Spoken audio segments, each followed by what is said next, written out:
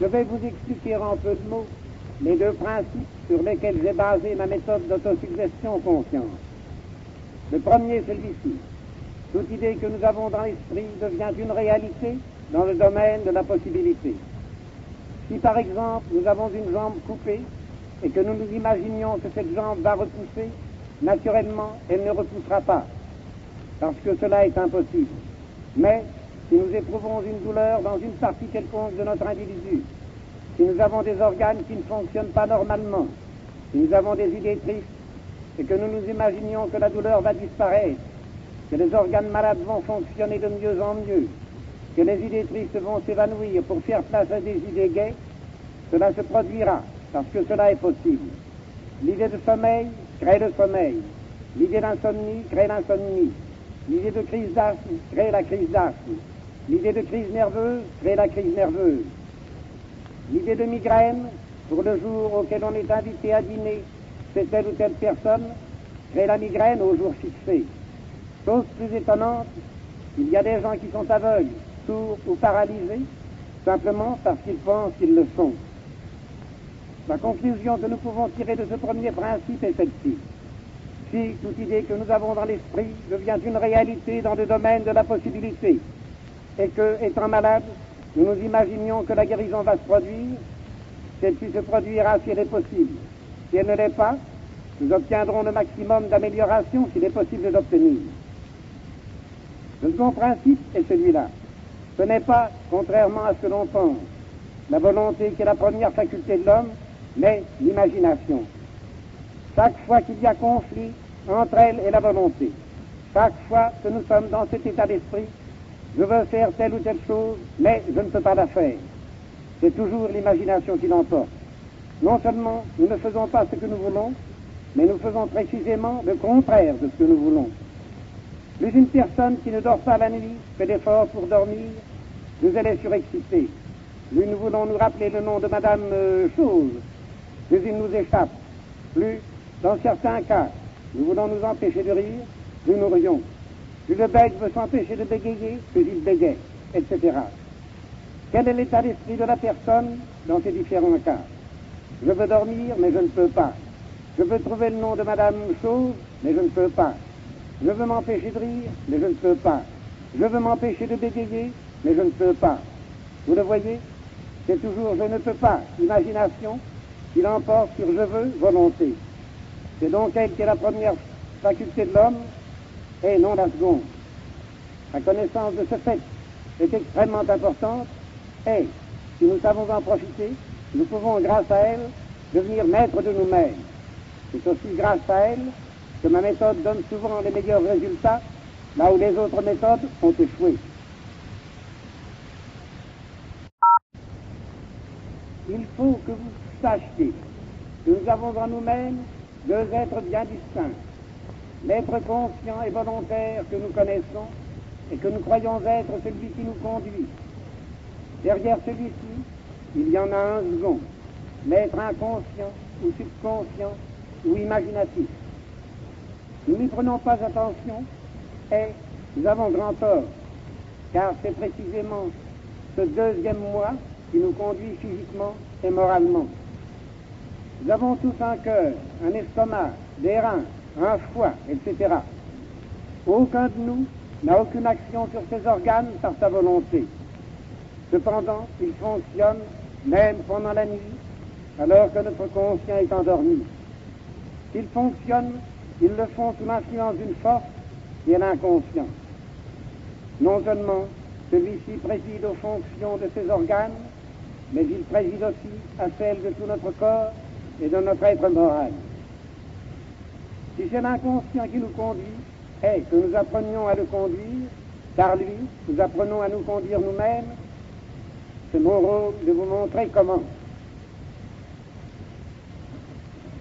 Maintenant, je vous prie de fermer les yeux, d'écouter ce que je vais vous dire, et de rouvrir les yeux seulement quand je vous dirai de le faire.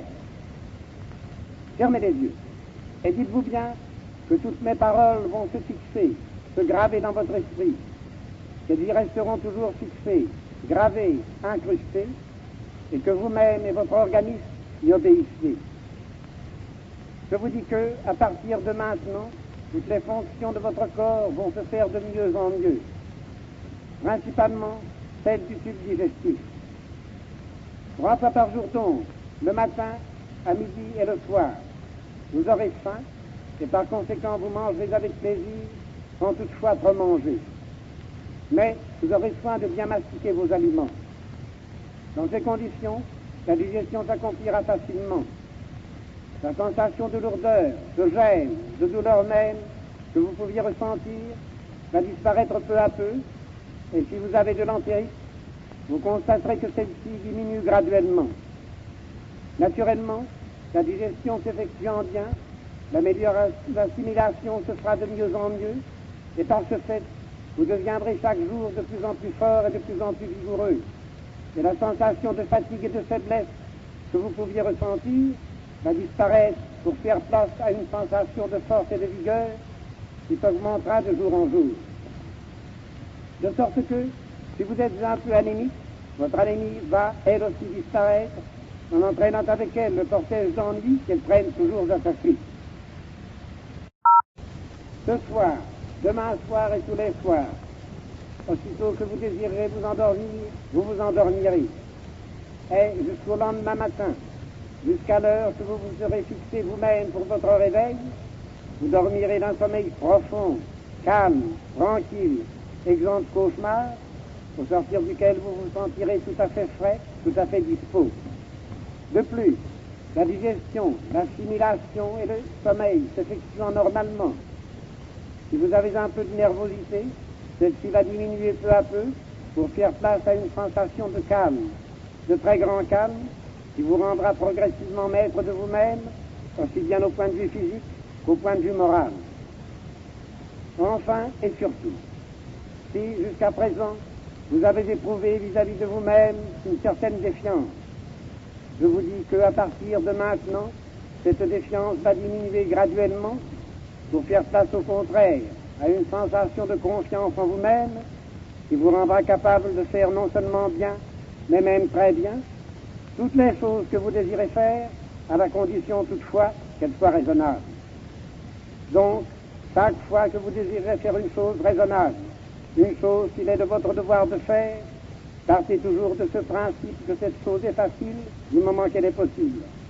Et, dans ces conditions, cette chose vous devient facile, alors même qu'elle serait impossible pour une autre si vous l'aviez considérée comme telle. Par conséquent, que les mots difficiles, impossibles, je ne peux pas, c'est plus fort que moi, je ne peux pas m'empêcher d'eux, disparaissent complètement de votre vocabulaire. Ces mots-là ne sont pas français, vous m'entendez. Ces mots-là ne sont pas français, je vous le répète. Ce qui est français, c'est facile et je peux. Avec ces paroles, on accomplit des prodiges. À ceux qui ressentent une douleur dans une partie quelconque du corps, dans le pied, le genou, le dos, le côté, n'importe où, je dis que, à partir de maintenant, la cause de cette douleur, qu'on appelle arthritis ou qu'on lui donne tout autre nom, va diminuer et disparaître peu à peu dans le domaine de la possibilité. Et naturellement, la cause disparaissant, les effets qu'elle détermine vont disparaître dans la même proportion. Et chaque fois que cette douleur reparaîtra, vous la ferez disparaître immédiatement en employant le procédé suivant. Isolez-vous autant que possible. Asseyez-vous, fermez les yeux et passant légèrement la main sur le front s'il s'agit de quelque chose de moral, ou sur la partie douloureuse s'il s'agit de quelque chose de physique. Répétez rapidement avec les lèvres les mots « ça passe », aussi rapidement que possible, au risque de bafouiller, ce qui n'a aucune importance. Le principal est de prononcer ces mots assez vite pour empêcher l'idée contraire de pénétrer dans votre esprit. Au bout de quelques secondes, la douleur aura disparu. Recommencez chaque fois qu'elle revient. Dans tous les cas, votre inconscient fera le nécessaire pour obtenir tout ce qu'il est possible d'obtenir. Je vous ai donné de bons conseils, j'ai fait ma part. C'est à vous maintenant de faire la vôtre, et c'est la plus importante. Aussi longtemps que vous vivrez, vous m'entendez bien.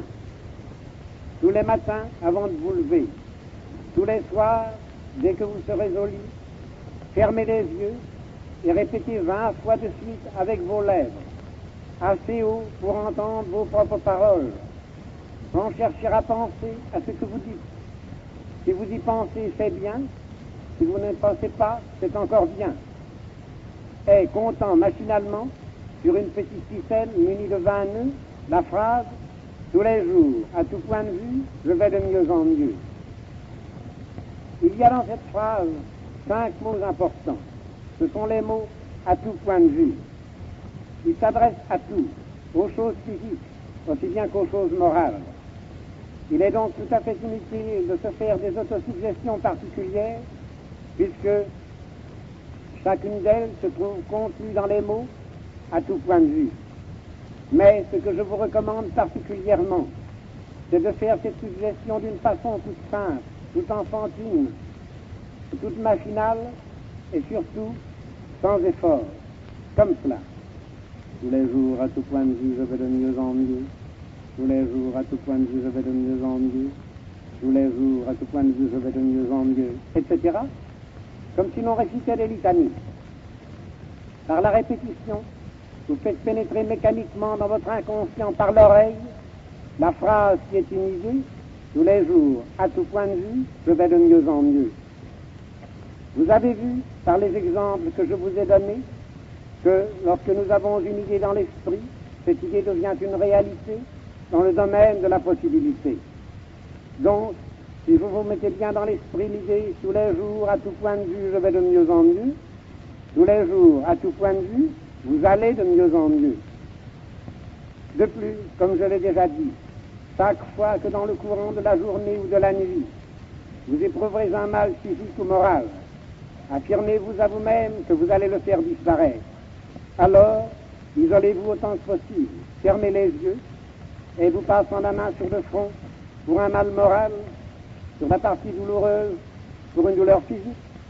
Répétez extrêmement vite avec vos lèvres les mots « ça passe, etc. » aussi longtemps que cela est nécessaire. Avec un peu d'habitude, la douleur physique ou morale disparaît au bout de quelques secondes. Recommencez aussi souvent qu'il le faudra.